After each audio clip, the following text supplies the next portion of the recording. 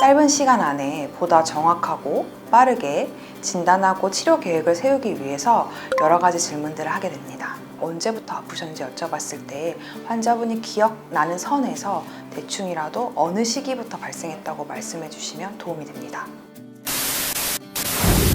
안녕하세요. 서울언병원 척추센터 정형외과 목수정입니다. 오늘은 환자분들이 허리가 아파서 병원을 갔을 때 이런저런 질문을 받게 되는데요. 의사가 어떤 질문을 왜 하는지에 대해서 이야기를 나눠보도록 하겠습니다. 환자분들을 제가 진료하게 되면 이렇게 저렇게 여쭤볼 때 이런 걸 왜 물어보지 하는 표정을 지으시는 분들도 있고, 중요하지 않은 질문이라고 생각하시는지 대답을 두루뭉술하게 하거나 하지 않는 분들도 있어서 오늘의 주제를 정해봤습니다. 안타깝게도 우리나라는 짧은 진료 시간 안에 빠른 진단과 치료가 이루어져야 됩니다. 그래서 진료실에 들어오는 순간부터 진료가 시작되는데요. 저 같은 경우는 허리 아파서 오시는 환자분들이 많기 때문에 걸어서 들어오시는지 휠체어를 사용하거나 쩔뚝거리며 들어오지는 않는지 그런 것부터 먼저 보면서 시작합니다. 짧은 시간 안에 보다 정확하고 빠르게 진단하고 치료 계획을 세우기 위해서 여러 가지 질문들을 하게 됩니다. 첫 번째 질문은 어디가 제일 불편하세요? 입니다. 이거는 어디가 제일 불편한지 주호소를 찾아가는 과정인데요. 주호소라는 건 환자분이 가장 불편한 것을 먼저 말씀해 주셔야 돼요. 제가 어디가 제일 불편하세요? 라고 여쭤봤을 때 환자분들 대답 중에 가장 잘못된 사례가 저 협착증이라는데요? 라고 대답하는 거예요. 같은 협착증 환자라도 허리가 더 아프실 수도 있고, 어떤 분은 다리 저린 게 더 불편하실 수도 있고, 엉덩이가 아프다고 하시는 분도 있고, 어떤 분은 걸음을 못 걷겠다라고 하시는 분들도 있어요. 여러 가지가 다 다른 상황이고 환자마다 다른데 모두 다 똑같은 치료를 하진 않잖아요. 그래서 환자분한테 가장 적합한 치료를 하기 위해서는 어디가 제일 불편한지를 먼저 말씀하시는 게 중요합니다. 그래서 환자분이 아파하시는 곳이랑 나중에 영상을 찍게 되더라도 영상에서 증상을 유발할 만한 곳이 일치하는지를 찾아가는 거예요. 일치하다면 그쪽을 치료하며 환자분한테 불편한 감을 호소하는 것을 해결해 드리는데 조금 더 도움이 되겠지만, 영상에서 안 좋은 것과 환자분 증상이 잘 맞지 않다면 혹시 다른 원인이 있지 않은지 확인하는 과정이 또 필요하기 때문이에요. 두 번째는 언제부터 아프셨어요? 라고 여쭤봐요. 언제부터 아프셨어요? 라고 여쭤보는 거는 정확한 날짜를 대답해 주세요 이런 질문이 아닙니다. 환자분이 대충의 기간이라도 말씀해 주셔도 돼요. 어떤 분은 한 달 전이요, 아니면 1년 전, 아니면 10년 전이요. 어떤 정확한 날짜를 기억하시고 8월 며칠이요 이렇게 말씀하시는 분들도 있으세요. 이거는 크게 급성기 통증인지 만성 통증인지를 제가 감별하는 건데요. 의사들이 급성기 통증이라고 하면 염좌나 골절 같은, 그리고 만성기 통증이라고 하면 협착증이나 디스크 같은 질환을 감별하는데, 이 급성기냐 만성기냐에 따라서 치료에 대한 접근법이 좀 달라집니다. 그렇기 때문에 언제부터 아프셨는지 여쭤봤을 때 환자분이 기억나는 선에서 대충이라도 어느 시기부터 발생했다고 말씀해 주시면 도움이 됩니다. 세 번째는 어떻게 불편하세요? 라고 여쭤봐요. 어떻게 불편하세요? 여쭤보면 환자분들이 이 질문을 받고 많이 당황스러워 하시고 어려워 하십니다.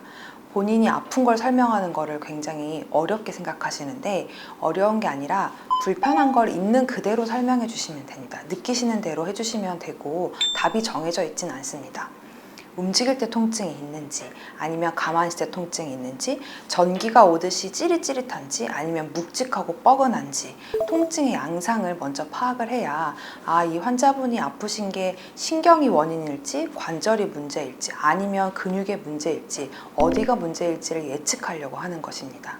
또 다리로 내려온 통증이 있다면 바깥쪽으로 다리 통증이 내려오는지 뒤쪽으로 아픈지, 이거는 이제 환자분들도 많이 알고 계시는데 연관통이나 방사통이라고 하죠. 신경마다 나눠져 있는 부분이 있어서 환자분이 아파하시는 곳이 앞에서 말씀드렸던 주호소 그리고 영상에서 잘못된 부분이랑 잘 일치하고 있는지 그런 진단하는 과정 중에 하나입니다. 또 환자분들 중에 발가락이 잘 움직이지 않거나 까치발이 잘 되지 않아요 라고 말씀하시는 분들이 있는데, 그거를 통증보다 조금 덜 중요하다고 생각하시는지 이야기를 하지 않으실 때가 있으세요. 하지만 이거는 통증보다도 더 심각한 문제이실 수 있거든요. 신경학적 증상, 즉 마비를 유발하는 거기 때문에 조금 더 적극적이고 수술과 같은 치료가 필요할 수도 있습니다. 그래서 환자분이 움직임이 뭔가 안 되는 부위가 있다면 그것도 꼭 말씀해 주셔야 됩니다. 네 번째는 소대변 장애가 있나요? 입니다. 환자분들이 당황해 하시는 질문 중에 하나인데요. 나는 허리가 아파서 왔는데 왜 소대변 장애가 있는지 물어보지? 라고 생각을 하세요. 소대변 장애라고 하는 거는 이제 변비나 이런 걸 말씀드리는 건 아니고, 혹시나 소변을 보려는 또는 변을 보려는 요이나 변이가 없는 상태에서 속옷이나 변이 묻어 있는 경우가 소변을 지리세요? 이렇게 여쭤보는데, 그렇게 여쭤보는 이유는 허리나 목에서 척추가 심각하게 눌렸을 경우 마미 증후군 아니면 척수 원추 증후군, 척수증 같이 좀 급하게 검사 및 치료가 필요한 질환들이 있기 때문에 그것을 감별하기 위한 아주 중요한 질문입니다. 그래서 곤란해하지 않으시고 그냥 있는 그대로 없으면 없다고 대답해 주시면 돼요. 그리고 기억에 남는 외상이 있나요? 라고 여쭤봅니다. 앞에서 말씀드렸던 급성기 통증, 염자나 골절 같은 경우는 환자분들 중에 딱 어떤 날을 지정해서 언제 다쳤어요? 라고 말씀하시는 경우가 있어요. 이렇게 돼서 염자나 골절 같은 급성기 질환을 확인하는 것도 있지만, 외상이 단순히 그냥 집에서 엉덩방아를 찧었는지 아니면 사다리나 1, 2층 높이에서 떨어진 낙상인 건지에 따라서, 외상의 크기에 따라서 환자분의 질환이 어떤 것일지 또 예측을 하는 게 달라지거든요. 그래서 추가 검사가 처음에 엉덩방아 찧으신 분들한테는 적극적으로 CT나 검사를 하지 않게 될 가능성이 높지만, 낙상하시거나 하신 분들은 엑스레이상 크게 문제가 없더라도 인대 손상이나 다른 문제를 확인하기 위해서, 아니면 다른 부위, 엑스레이상 안 보이는 부위의 골절 확인하기 위해서 추가 검사가 필요할 수가 있기 때문에 외상을 여쭤봅니다. 그 다음에 드리는 질문은 그동안 받았던 치료는 어떤 것이 있나요? 입니다. 수술이나 시술을 받지는 않으셨는지, 약 먹고 물리치료 받고 침 맞고 아니면 도수치료 같은 보존적 치료를 하셨는지를 여쭤보는 거예요. 근데 환자분들 중에 간혹 수술만 치료라고 생각하시고 수술을 받지 않아서 자기 그동안 치료받은 거 하나도 없는데요? 라고 말씀하시는 경우가 있어요. 하지만 약 먹고 물리치료 받는 것도 치료의 일환이고, 그걸 여쭤보는 이유는 환자분이 그동안 어떤 치료를 해왔고 이 치료에는 효과가 있었는데 이 치료에는 효과가 없었다라고 하시면 제가 다음에 환자분을 어떤 식으로 치료해야 될지 치료 계획을 수립하는 과정 중이에요. 그래서 환자분께서 아주 사소한 그냥 동네에서 물리치료 받으셨어요, 아니면 침 맞고만 했어도, 아니면 약국에서 약만 타 먹었어요, 이런 모든 것들이 아주 중요한 정보가 되니까 중요하지 않다고 생각하지 않으시고 치료받았던 거 다 설명해 주시면 됩니다. 그 외에는 제가 간혹 직업을 여쭤봅니다. 직업을 여쭤보면 간혹 꼭 말해야 돼요? 라고 말씀하시거나 당황해 하시는 분들이 있는데요. 직업은 진단이나 치료 과정에 꼭 필수는 아닙니다. 하지만 직업적으로 허리를 많이 쓰거나 활동량이 얼마나 되는지를 좀 판단하는 지표가 되고요.